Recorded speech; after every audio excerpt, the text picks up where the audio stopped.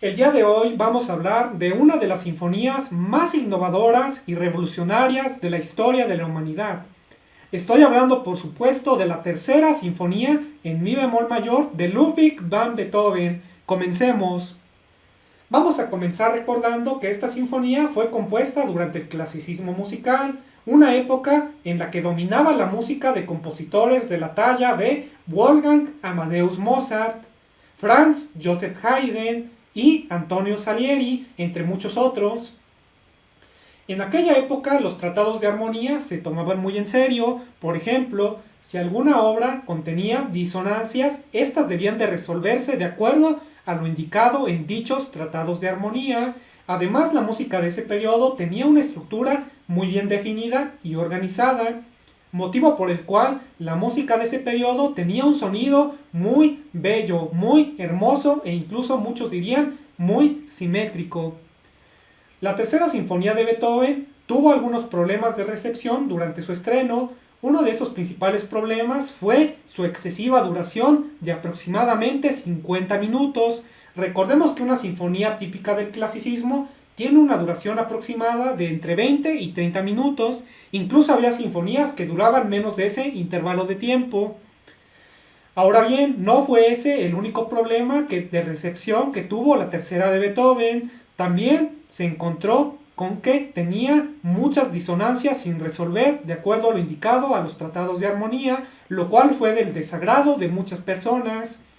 Además, tenía una estructura bastante atípica para la época, conteniendo notas no diatónicas a la tonalidad de mi bemol mayor.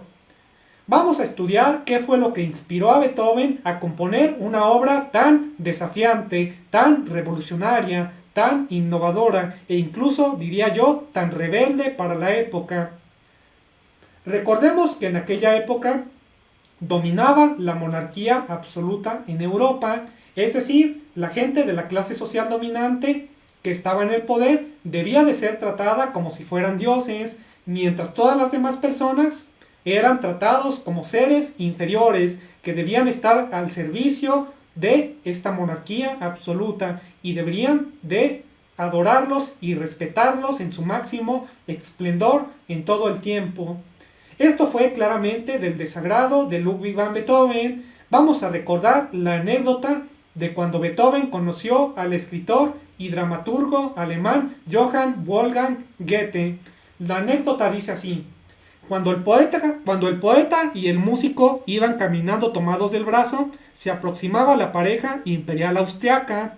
Goethe le habría dicho en ese momento al compositor: mire, mi estimado Beethoven, allí viene la imperatrix con su séquito hacia nosotros, hagámonos a un lado. A lo que Beethoven le respondería: permanezca tomado de mi brazo, ellos deben hacernos lugar, nosotros no. Con anécdotas como esta nos queda claro el rechazo que sentía Ludwig van Beethoven hacia la clase social dominante, e incluso lo podemos atestiguar de manera visual en diversas películas que tratan sobre la vida de Ludwig van Beethoven, como por ejemplo la famosa película Heroica, o la otra película que trata más fielmente la biografía del autor, la película de Ludwig van Beethoven, estrenada me parece que en el año 2020, no recuerdo bien el año. Bueno, no cabe duda de que Beethoven rechazaba completamente a las clases sociales. En aquella época hubo un personaje muy famoso llamado Napoleón Bonaparte. Se creía que él iba a ser el salvador de toda Europa, es más, no de toda Europa, de toda la humanidad, de esta represión causada por la monarquía absoluta. Claramente Ludwig van Beethoven admiraba a Napoleón por este hecho, y esta sinfonía iba a estar dedicada originalmente a Napoleón Bonaparte, se iba a llamar Sinfonía Napoleónica. Sin embargo, con el tiempo, Napoleón Bonaparte se autoproclamó emperador de Francia, motivo por el cual Beethoven, se dice, se enfureció y arrancó completamente la dedicatoria de la partitura de esta obra y la bautizó como Heroica, su nombre definitivo con el que se conoce hoy en día. Muy bien, ese fue el motivo y la inspiración de esta obra. Ahora vamos a proceder a analizar el significado de cada uno de los movimientos de esta obra de acuerdo a algunos musicólogos. El primer movimiento representa el nacimiento de un héroe y su determinación por alcanzar sus ideales. Eso es lo que creen muchos musicólogos. Este movimiento se caracteriza por tener disonancias sin resolver, como lo mencioné. No resuelven de acuerdo a lo indicado a los tratados de armonía. Entonces, el significado que le dan los musicólogos a este hecho es que el camino de un héroe no va a ser fácil, va a tener muchas dificultades y muchos problemas. Esto es lo que simbolizan las disonancias sin resolver en esta obra. Ahora hablemos del segundo movimiento, la marcha fúnebre. Representa la muerte del héroe, la pérdida o el precio del idealismo. Algunos creen que esta obra, este movimiento, mejor dicho, el segundo movimiento, que es una marcha fúnebre con un sonido muy melancólico, creen que es Beethoven representando a la decepción que sintió hacia Napoleón Bonaparte cuando éste se autoproclamó emperador de Francia. Sin embargo, esto no puede ser y es totalmente erróneo debido a que la autoproclamación de Napoleón como emperador de Francia sucedió después de la finalización de la composición total de esta obra. Por lo tanto, pensar eso es completamente erróneo. Ahora vamos con el tercer movimiento, un scherzo. Este movimiento representa la resucitación del espíritu. Luego, el cuarto movimiento representa el triunfo del espíritu humano, el legado del héroe, un movimiento que tiene un sonido realmente emocionante e inspirador.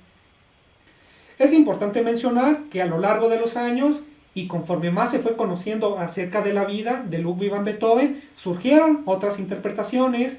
Por ejemplo, esta atribuida a J.W.N. Sullivan, que toma como base los problemas de sordera que tenía Beethoven en aquella época en la que compuso esta sinfonía. Estamos hablando en los inicios de los años 1800. Vamos a ver su interpretación. El primer movimiento expresa el coraje de Beethoven a enfrentarse a la sordera. El segundo movimiento, lento y lúgubre, comunica su desesperación. El tercer movimiento, el scherzo, es un indomable surgimiento de energía creativa y el cuarto movimiento es un exuberante derroche de energía. Esta interpretación no es nada descabellada, puesto que sabemos de cartas de la mano de Ludwig van Beethoven que fueron enviadas a sus amigos y que hoy en día se conservan, de que Beethoven llegó a considerar quitarse la vida debido a sus problemas de sordera. Sin embargo, logró salir de este dilema gracias a su fuerte amor al arte y a la composición musical. Por lo tanto, reitero que esta interpretación o este posible significado de la obra no es nada descabellado. Hasta este punto, en este video, hemos analizado dos posibles significados de la tercera sinfonía. Ahora voy a proceder a contar mi propio significado personal de esta pieza. Voy a comenzar diciendo que la música de Beethoven no es música descriptiva como lo es las cuatro estaciones de Antonio Vivaldi, tampoco música programática como lo es la Sinfonía Fantástica de Héctor Berlioz. Más bien es música que busca hacer reflexionar al oyente, música que no busca evocar imágenes en el oyente, ni mucho menos relatar una historia determinada. Por tal motivo, yo creo que la interpretación de esta obra depende más bien de cada oyente, de la reflexión de cada oyente, y por lo tanto no existe una interpretación definitiva de esta música. Aceptémoslo. Si Beethoven hubiera dejado una descripción verbal de cada movimiento de esta sinfonía, se hubiera perdido el sentido de la reflexión y más bien correspondería a una obra de música programática. Es importante mencionar que en la primera hoja de la partitura de esta sinfonía encontramos la siguiente descripción verbal de la mano de Ludwig van Beethoven. Dice: Sinfonía heroica para celebrar la memoria de un gran hombre. Ahora cabe preguntarnos, ¿quién es el gran hombre del que habla Beethoven? ¿Será acaso Napoleón Bonaparte, que sirvió de inspiración para esta partitura? Yo no lo creo así. Yo personalmente creo que esta obra se refiere a un gran hombre en general que ha logrado un progreso significativo en la evolución de la música, de la cultura, del arte o incluso de la ciencia. Beethoven cometió ciertamente un acto de rebeldía para hacernos reflexionar lo que él quería que reflexionáramos, es decir, muchas disonancias, muchas estructuras raras, una duración excesiva, ya lo mencionamos. Eso fue un acto de rebeldía, como yo lo veo, y la historia nos ha enseñado que la rebeldía es fundamental para el desarrollo de casi cualquier disciplina. Imagínense que hubiera sido, por ejemplo, del futuro de la física si Galileo Galilei hubiera sido sumiso a las creencias de la Iglesia. Imagínense, en este caso, qué hubiera sido del futuro de la música si Ludwig van Beethoven hubiera sido sumiso a las clases sociales dominantes y al estilo del periodo clásico. ¿Qué hubiera sido del inicio del romanticismo musical? ¿A dónde habríamos llegado hoy como humanidad?